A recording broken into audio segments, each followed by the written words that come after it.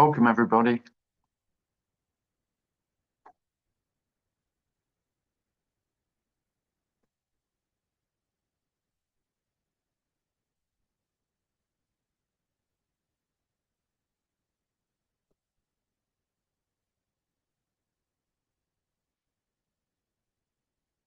So yesterday, I had a chat with Doris and Christian because Doris thought it'd be a good idea to do a promotional interview video about my weekend in Berlin in April, which in theory sounded, I thought, well, that's a good idea.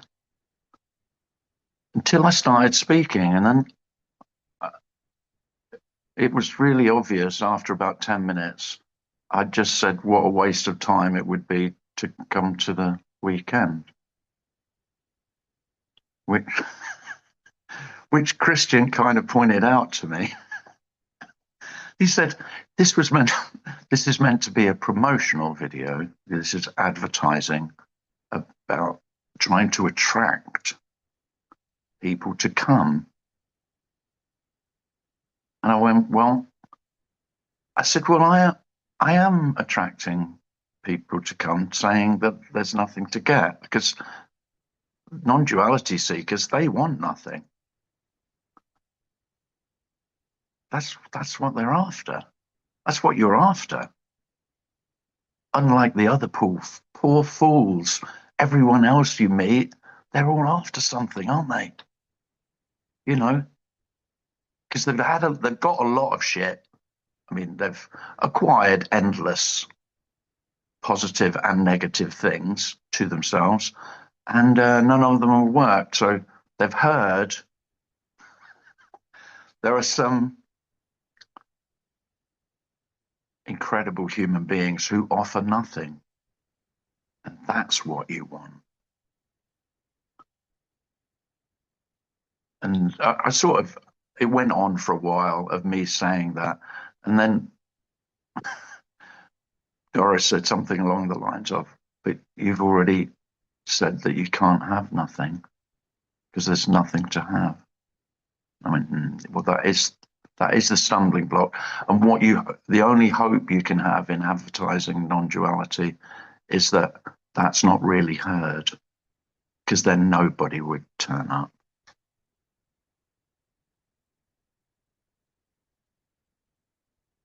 But you're here, and some of you turn up every week. Well, it looks that way. Yeah. But yeah, that's the unconditional love. I mean, it's no big deal, really. The unconditional love is that you can't have nothing. That's it. There is nothing, and you can't have it. How much more unconditionally loving could it be that there is all there is, and you can't have it, and nor can anyone else?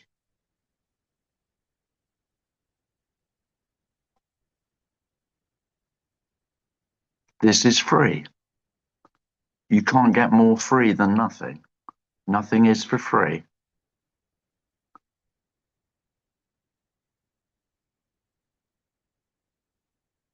The whole notion, what this destroys is any notion that certain human beings could have more or less of nothing than you. The incredible equality of nothing, of emptiness, is that there can never be more or less of what isn't. There's no limit to how much of what is you could have more of or less of.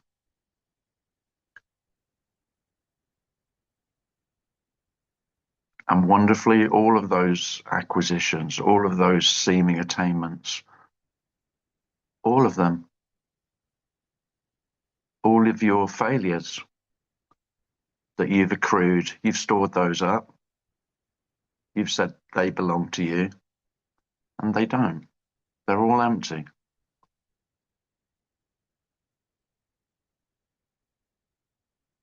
What you've called yourself is utterly and completely empty.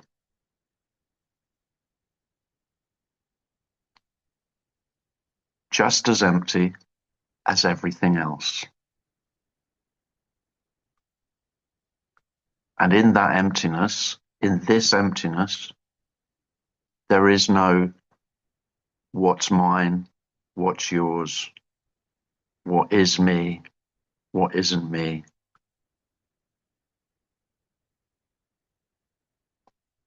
There is what is, and what is empty.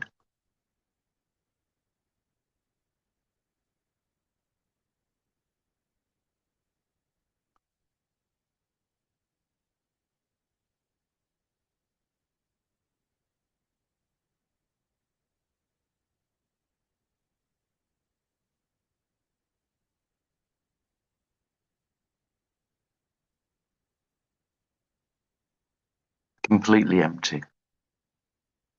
This fullness, this aliveness, this being alive.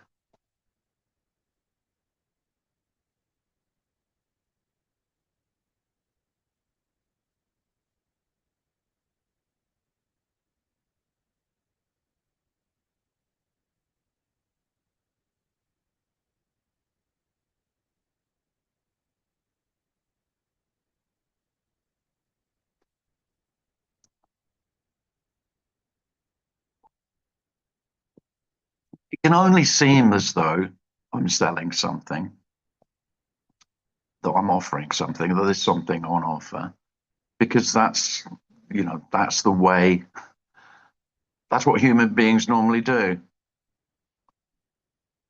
I've got something for you. You come along, you have a little taste of it, see if you like it. If you're not, you send it back. And you go to another restaurant, don't you? I went to Wendy's. I didn't. The burgers were okay, but the fries were shit. So I just went to In and Out. Try that. Non-duality fast food. And of course, there will be individual preference. You like some human beings talking about this more than others.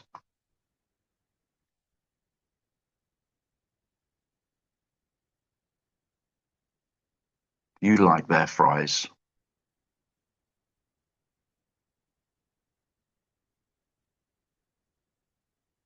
They put that little seasoning on at Wendy's, don't they? I noticed in California. Of the fries that I had in California, Wendy's were the best. They leave that little bit of skin on the ends, so it's not overdone. They just leave that, so they taste a little bit more potatoey.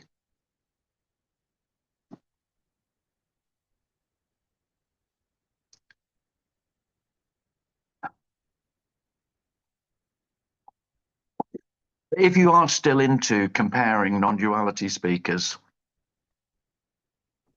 there is a point to my fries speak. It's as relevant, as significant as comparing fries. You just like some more than others. It, me, wonderfully, this is all meaningless. I mean, when I say I'm talking shit, I'm not joking. There is nothing in this for you, no matter how you still may want there to be.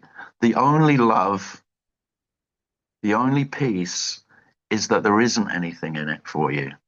If there was something in it for you, then some of you would get it and some of you wouldn't get it. Some of you would get it a bit. Some of you would have more glimpses. Some of you will have, it's all of that bollocks.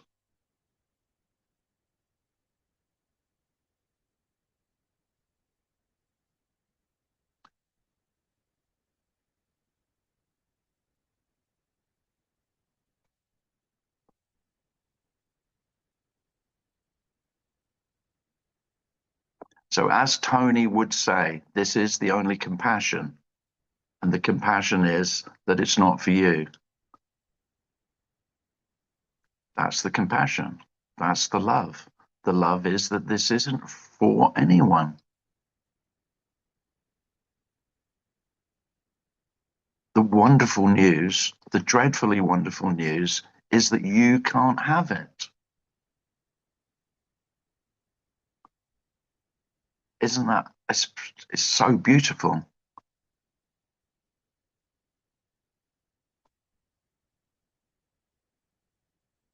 There is just this already. It can't be had or not had.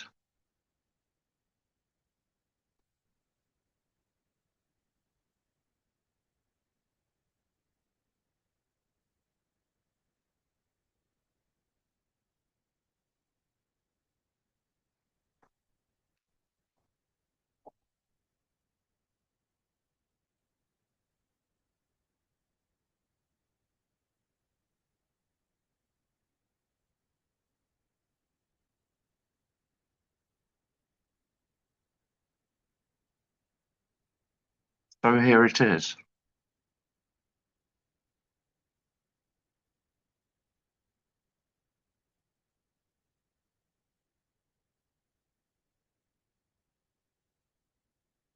Not somewhere else. Not even nowhere else.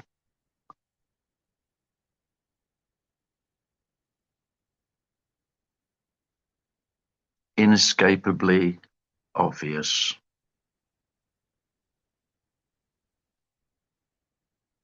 Can't not be seen. It's everything that's seemingly seen.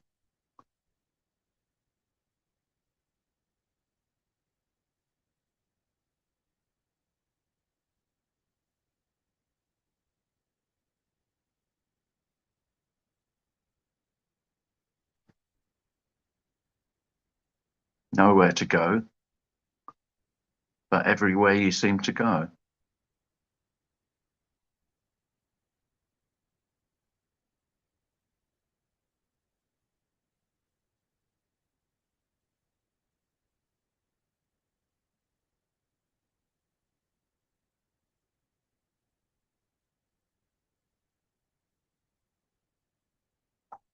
So all that might seem to happen is rather than what you've normally said, what most people say is that this isn't it. This can't be it. What? This. Because it's not what you had in mind. It's not what you fantasize. You know, the whole sense of, oh, I know it's this, but it's quite obviously not this, it's another this. It's that this that he's talking about, that she's mentioned, that I've heard spoken of. Well, it doesn't matter what you've heard spoken of. It's this without exception.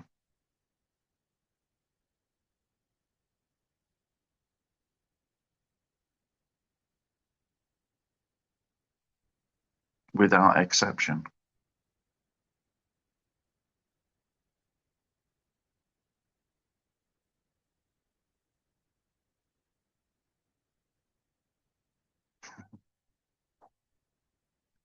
It's laughable. You will probably have to cry for the end of your dream. Whatever you fantasized, the great wise ones were speaking of, whatever you thought that was. Now that does have to fucking die. Really.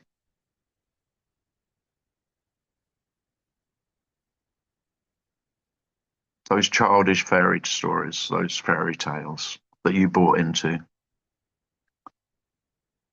that someone with an exotic accent was telling you about, and you thought, well, that sounds wonderful? I think I'll go where he is. You can't go there. There's no going there. There's no there to go to.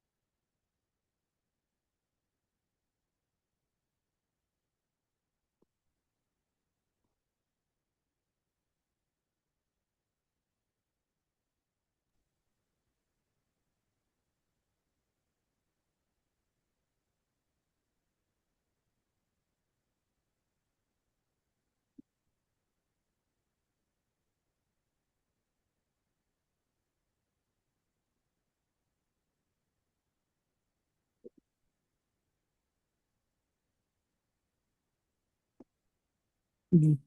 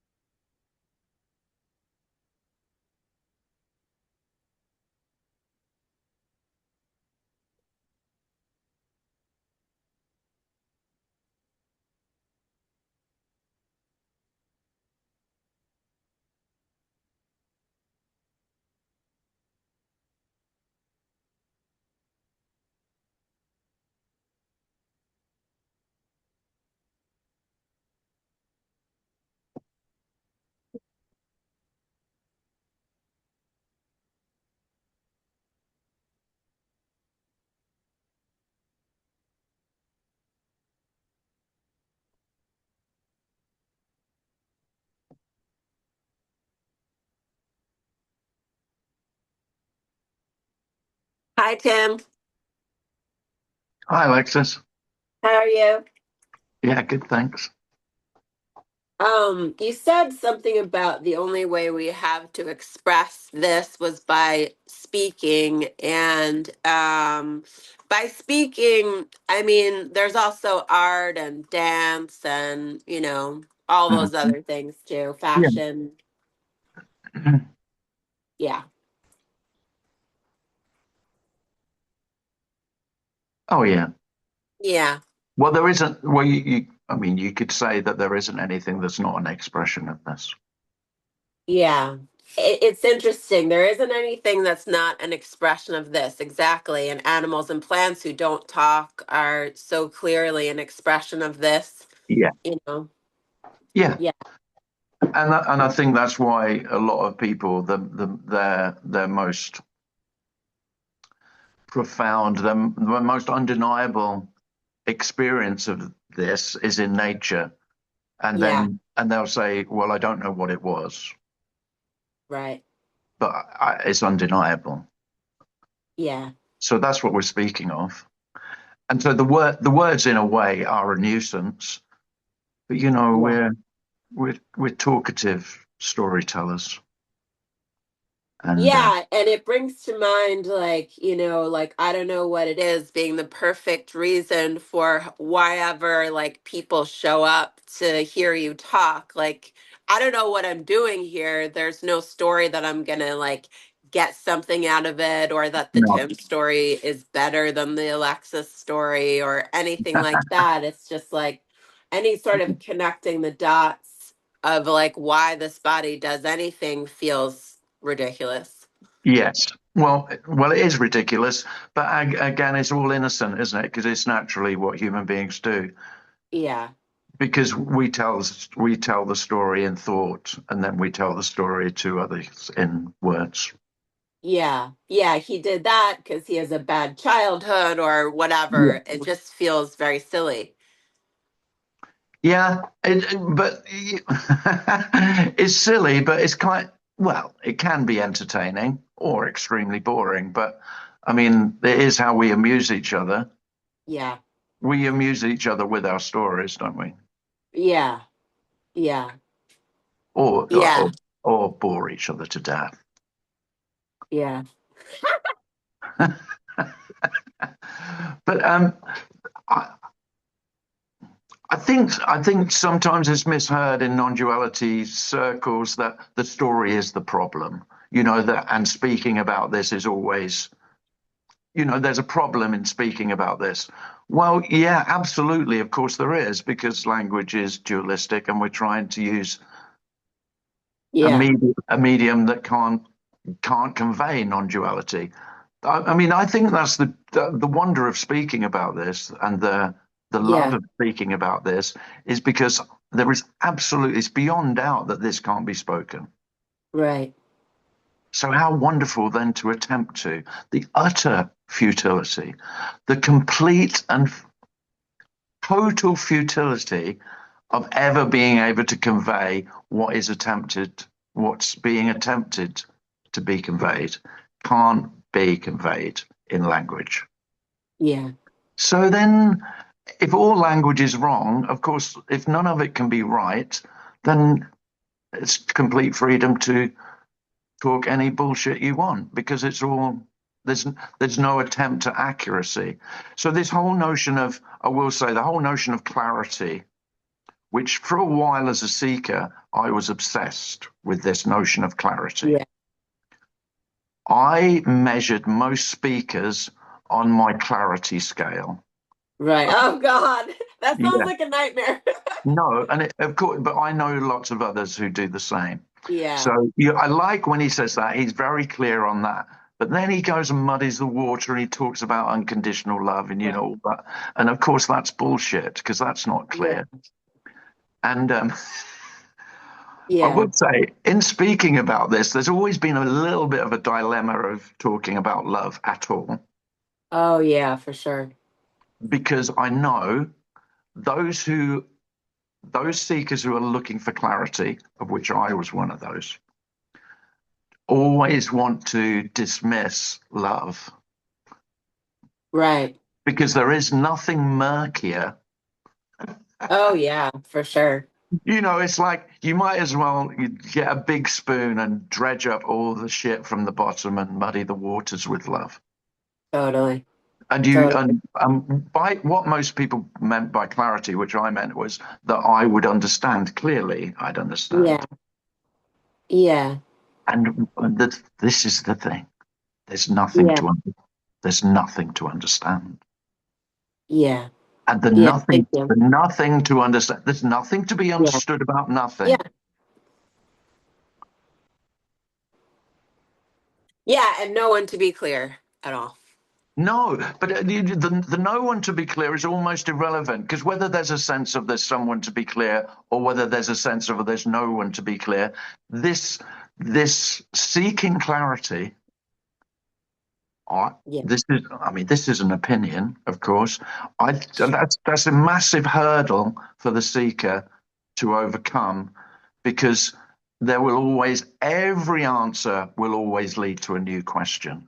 So Yeah. this search for clarity this doesn't come to a conclusion. And I think Yeah. that's what I would like to emphasize most, that this isn't an answer. And Yeah. in my seeking, I was looking for an answer. And Totally. the seeking ended when it was doubtless, and it was so beyond doubt that there could be an answer. I stopped Yeah. asking any more questions to Yeah. myself or to anyone else. So I didn't have any questions. And if I did have a question, I just thought, well, they're just going to come up with any old answer. And that's what an answer is. Yeah. And I could ask 10 different teachers and they'd give me 10 different answers. Yeah. And all I was ever doing, I would just pick the one I liked the most. If you can be honest with yourself that you only pick the answers that you like the sound of the most, then that will tell you all you want to know about clarity and truth and understanding. Yeah. And in the story of Tim, can there, and I don't know, it doesn't matter, but yeah. Yeah.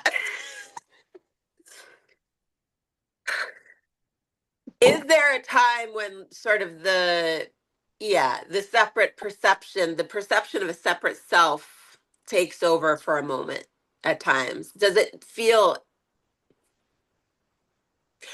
like that in the body, like a constriction? Now, it's a terribly loaded question, Alexis. Okay. Sounds like you're trying to trip me up into saying, "Oh yes, occasionally me appears," and then you go, "Yeah, that fucking Tim Cliss. I always suspected it of him that he isn't Never full. mind, never mind, He never mind. he is a, this is my cynicism, of course. I'm I'm incredibly cynical. I'm thinking, yeah, yeah, don't ever admit to self ever Yeah. reappearing. Yeah. Whatever you do, if you're going to be a non-duality speaker, one Yeah. thing you have to be adamant about is it fucked off, it died, I Yeah. died and I never shall return. There shall be no Yeah. resurrection. Yeah. So, in answer to your question, no, of course not. Okay. I'm an enlightened being. Okay. How the fuck would a self reappear to an enlightened Yeah. being? That's what I thought. Good. That's Wonderful. what you, I guess that's what you thought, but just to make it really clear. Yeah. And it's interesting language how we going back to like it being an expression, like that could be looked at as dualistic, like one thing expressing, like a creator creating, rather than the one thing appearing as all these different things. And there's no right way. Yeah, I mean, absolutely, there's no creativity. No, Yeah. no. There's nothing being created. No, no No. creator. Yeah. No. Sorry, all you artists out there who dreamt of being adored for your wondrous creativity. Beautiful. I love to shit on your parade. Yeah. Yeah.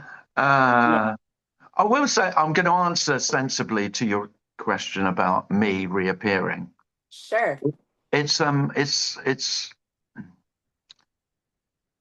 haven't got an answer to that Okay.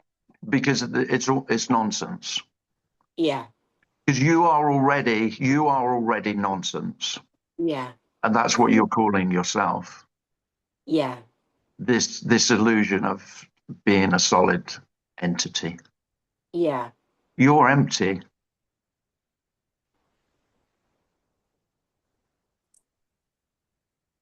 suffering under the delusion of being full of yourself.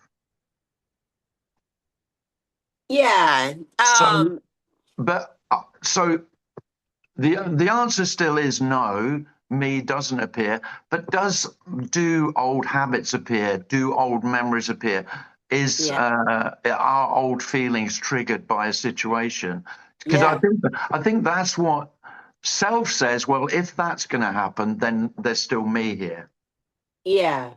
and that's bullshit. Right. Because that's all completely natural. Everything already is Yeah. naturally happening, just claimed by me. Yeah. So I would still say no because the claiming doesn't seem to happen. Yeah. And yet, in the appearance, it would look like. So if I do a great shot at golf, I might, jump and do a little jig or something like that. Yeah. And if I hit a shit Did shot, everyone see that? then I'll start thrashing my bag, Yeah. and so. Yeah. But no, it's kind of like the whole notion of me is just redundant. And yeah, of course, I Yeah. can remember. I still have Yeah. a very strong memory of how it felt, of how it felt to be me. It was mostly excruciating, Yeah. even when it seemed to be good. Okay. Yeah. I mean, there can be like an appearance of a constriction, and that feels like that perception, but it doesn't matter. Do you know the whole constriction thing? I never sort of bought into the constricted energy. Okay. Uh, that never resonated. It still doesn't Okay. really. And Okay. I would say it was more this sense of responsibility. Responsibility was the most dreadful burden. Yeah. That I was responsible. It was this ownership of responsibility, this this ownership of being the driver. Yeah. And I made a wrong. When I've done a wrong turn, you just turned the wrong Right. way. Literally, when I was driving a car and I went the wrong way, I could get hysterical about that Yeah. because I've made a mistake. I've made an Yeah. error, and I've made a fool of myself. I'm an Yeah. idiot. I'd berate myself, and Yeah. of course, there isn't a wrong way, and Of course. there's nothing more trivial than going the wrong way and realizing and having Yeah. to turn around and go back. I mean, Yeah. big fucking deal. I'm not joking. To me, especially if I was suffering from me, with anxiety. When anxiety hit, it was just another indication of my own inadequacy.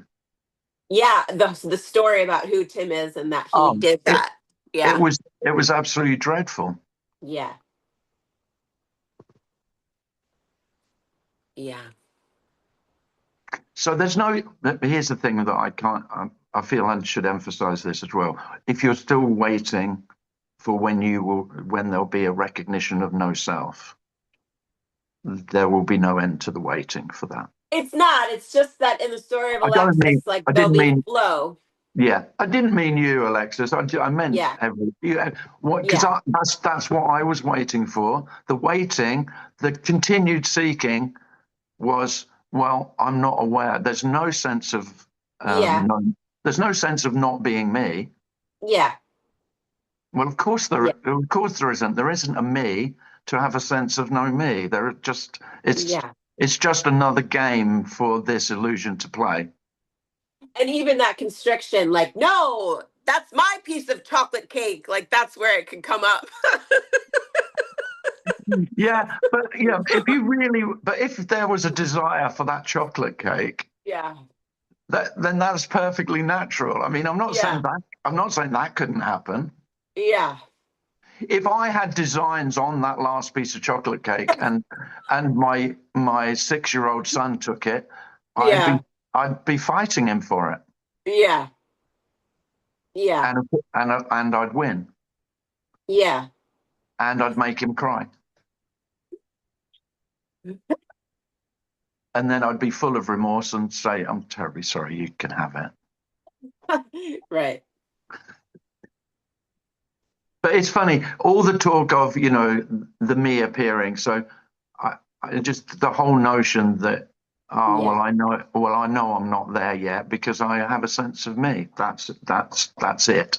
That's all the seeking is. Yeah. It's nothing Okay. other.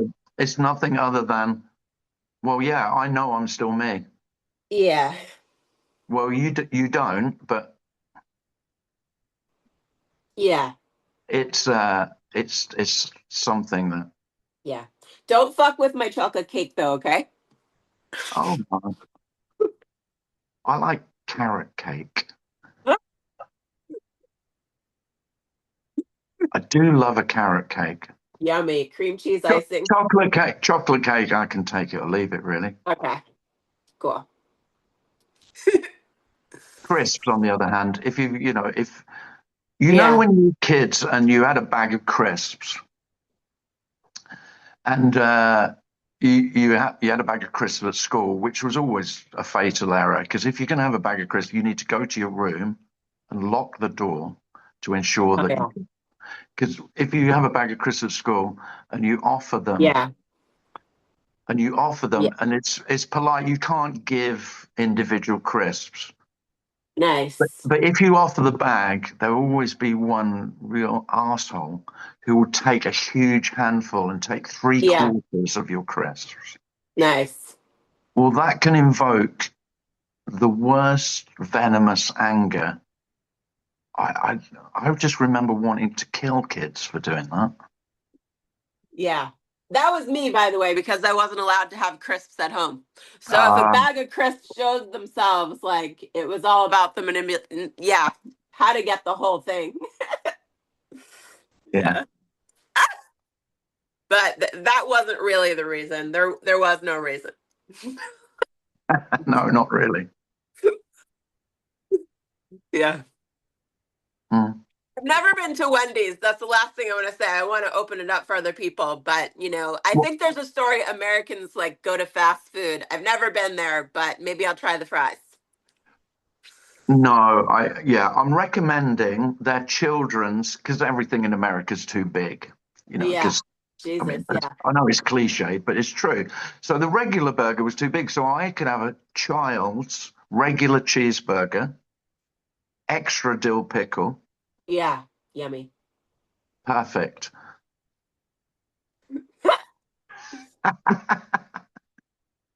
Okay, Jammy Bugger. Thank you. Thank you. So here's the thing. At the moment now, during your daily life, me comes and goes. Your sense of me just comes and goes. All I'm suggesting, it might not come and go. It doesn't actually ever come, but there is a sense of, yeah, but I need to do this now. I'm here now. I was vacant because I was just staring out of the window. I used to think of it quite often when I was teaching, and I'd see the kids who were just daydreaming. And of course, in daydreaming, generally, there's probably no sense of self at all. There might be, but there's often no sense of self driving. And then you get back home and you go, oh, here I am. How did I get here? Well, the truth is, you didn't get here. You never know how you got here. There is no how to getting here. No one gets here. It's just here.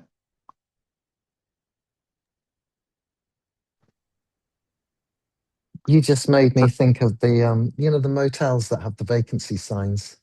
It's like the Mhm. vacancy sign is always lit up. Yeah, Oh. always. Yeah. Lights are on, but no one's in. Yeah. I like that phrase. So, Yeah. and so what do you see? All you've ever seen in another human being is the light. The lights are on. There's Hmm. aliveness. There is the light.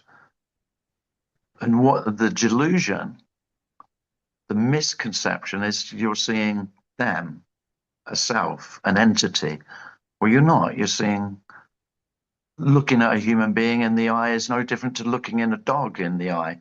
But of course, being self-conscious, being aware of yourself, you then infer their self. You look in their eyes and think, oh, I'm seeing them. Hmm. So wonderfully, every human being is utterly soulless. Because we don't talk about soul much in non-duality, but of course, soul is like the most perfect me. Is the essence of self. Spiritual me. Well, spiritual me is probably the biggest bastard of all. You know, because that would be the one that lived after the body died, wouldn't it? I mean, can you get more egotistical than soul, really? I'm too good to die. Or even I'm too bad to die, so I'm going to go to hell. It's the same egotism, isn't it? It's just that I can't die. Oh no. I must I must have an eternal essence. Do you fuckers like? There is no eternal essence. Isn't that much more compassionate than telling stories of what might happen at the death of a body? There's much more love in that. Unconditional love. Death of a body is the death of a body.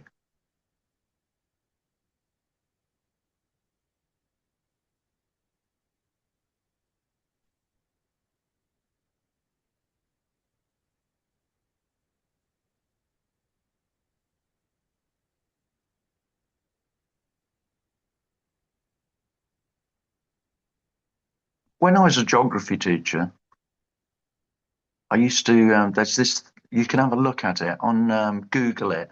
It's called Worldometer. And it shows, I mean, of course it's manufactured, but it shows in real time how many people are dying. So it's got births today, it's got world population. And you watch it and it goes up about by two a second.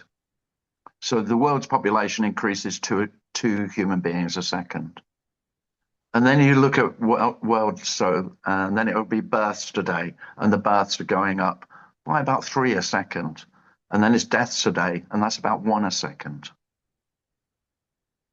So of course, its population increases approximately to two human beings a second. But this is the thing I used to show the kids, and it would hit like it would be. Some kids would get really upset because there is this figure. I can't remember how many. I'll make it up. It's something like I don't know, 56,000 deaths today. So we're just before lunch. So this morning, there's been 56 deaths on Earth. And there it is. And as we sit, and I just put it on the background, and I'm talking to them, and I could see some of the kids' faces, and they're transfixed with this death, death, death, death, death, death. And then they'd look at the bus and he's going, oh, born, born, born, born, twice as fast. Now, It's the only reason I'm saying that is because that was just a very visual, that death isn't, because like for a lot of children, they go their entire childhood with not experiencing death or being hidden totally, being shielded from death. Death is still a taboo. We don't talk about it. We still don't. Sex used to be taboo, and death still is. And a lot of parents still don't, their kids don't go to funerals. Oh no, they're too young. Right, you're never too young to be aware of death. There can be, I mean, I can think it's kind of a cruelty. It's this victory. It's so wrong. You should get your kids as many small rodent pets as possible, so they're almost constantly grieving. Have a whole range. Have guinea pigs, hamsters, rats, mice, gerbils. And if you had a whole range, you would probably have a funeral every week. Now, that would be really very healthy, wouldn't it? Because death is ever present. Death is not something that will come. This is death. Death. And I can't, for me, it's probably the most liberating. It's hardly ever talked about in non-duality because everyone loves the idea of the newness and the freshness of this. This is always new. But it doesn't age. It's always passing away.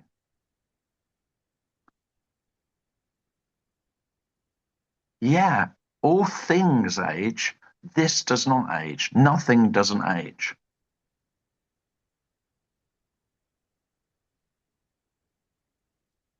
But when death is ever present, it loses all its, like the Grim Reaper. He's hiding round the corner. You can just see the tip of his sickle as he's just waiting for you. Well, he's not waiting for you. Stop making your story so grand that the Grim Reaper is just waiting for you because you're important and he wants your soul. No, he doesn't. He couldn't give a shit about you. There is no Grim Reaper. Life is death. Death is life. Always born, always passing away. So this is the end. So if you're waiting for the end, welcome. Here we are. And if you want a fresh beginning, you want it to be new and vibrant and totally brand new, like the birth of a beautiful baby, here we are. This is brand new. And it's already passed away.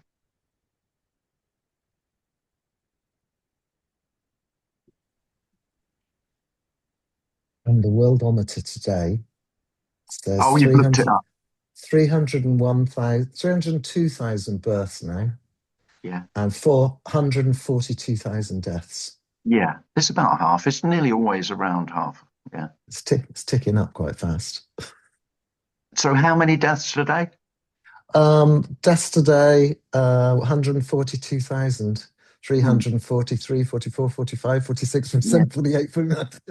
So it's not quite as special as we like to make out, is it? You know, we make a very big deal of death, don't we? Mm. But it's not quite. And the thing is, it's more love. I mean, I'm mocking it, and of course, the passing of someone you love is wow, grief is enormous, but Mm. it's beautiful, Mm. and there's nothing to fear. Death is nothing. It's nothing to fear. No more fear. Rest in peace.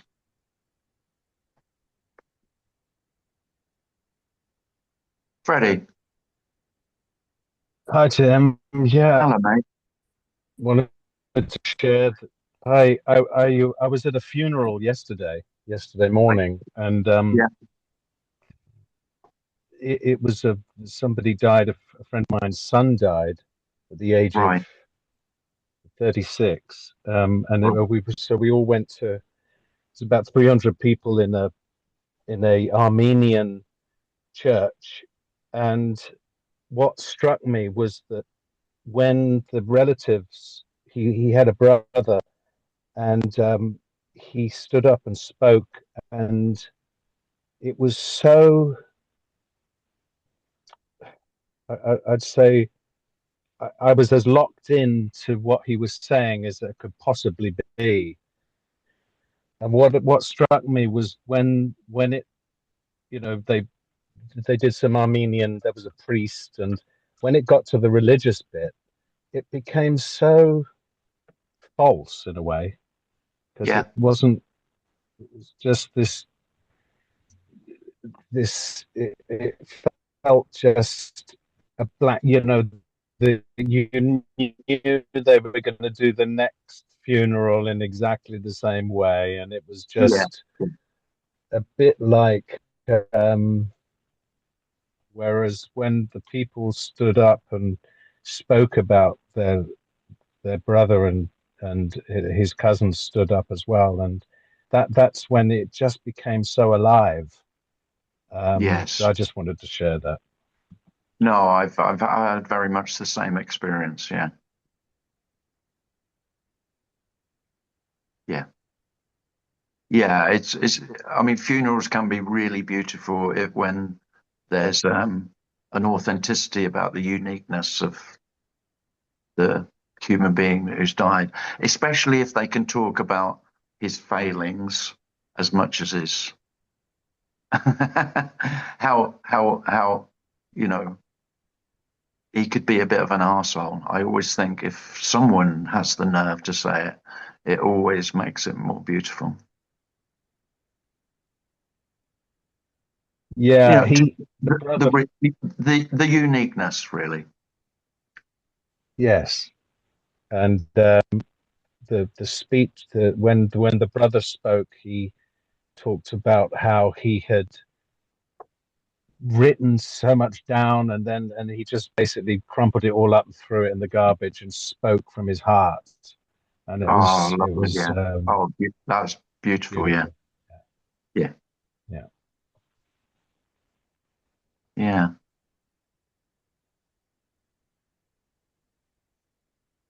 Thanks, Freddie. yeah, yeah. Thank you. Ah, When my auntie died, the guy that was doing the speech was the vicar guy was a guy I knew when I was a kid. He was like, I think he'd been an Anglican priest, but then he sort of got kicked out of the Anglicans because his views were a little bit, radical or something like that. right. I think anyway, he did my auntie's funeral, and at the end he said, there's only one more thing left to do. And he started fiddling around with something, and he was rolling. She loved roll ups. So he made a roll up and popped it on the top of a coffin for her. Nice. Yeah, really nice. Yeah, Yeah, nice. yeah.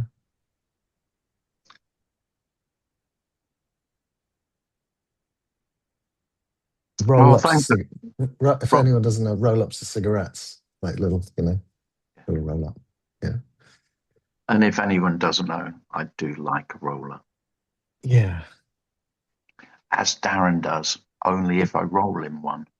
Yeah, I only ever have one with Tim now, which is Oh, yeah. when I see Tim, which is it's not very often these days, No. but I do like one, and they So make me of feel very course dizzy now. he takes one puff of a roll up and he's lightheaded and goes, Yeah. oh, Oh, it's spacey. a bit strong, isn't it? Yeah.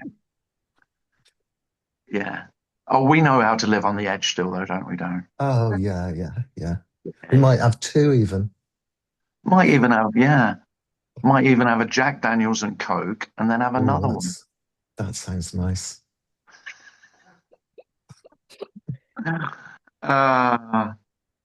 Thanks for coming, everybody. Lovely to see you. Thanks, Cheers, Darren. Tim. Thanks, Really Tim. enjoyed it. Thank you so much, Tim. Oh, you're welcome. Bye. Bye. You. Thank you. Thanks.